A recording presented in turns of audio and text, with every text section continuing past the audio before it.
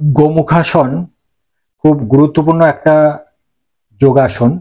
এই যোগাসনের মাধ্যমে কাঁধের ব্যথা, কাঁধের স্টিফনেস, ফ্রোজেন শোল্ডার এবং হাতের বিভিন্ন জয়েন্টে যাদের ব্যথা এবং সমস্যা আছে, হাতের নার্ভের সমস্যা আছে, সবগুলোই খুব ভালো রেজাল্ট পাওয়া যায়। কিভাবে করবেন এই গোমুখাসন?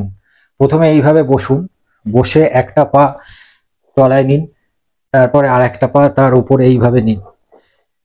এই হাঁটু দুটো গরুর মুখের মতো দেখতে হবে। দেখুন আমি করছি এইভাবে। এইবার একটা হাত ওপরে, একটা হাত পেছনে, দুটোকে লক করে দিন। এইভাবে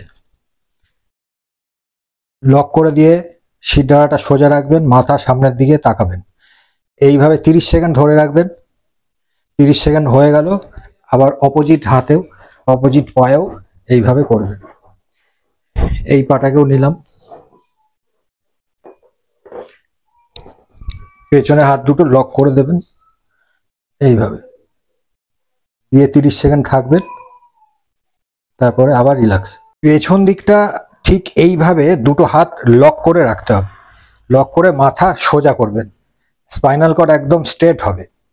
এইভাবে এই আসনটাকে 4 সেট করতে হবে, দিনে 2বার করে করলে দেখবেন খুব ভালো রেজাল্ট আপনারা পাবেন।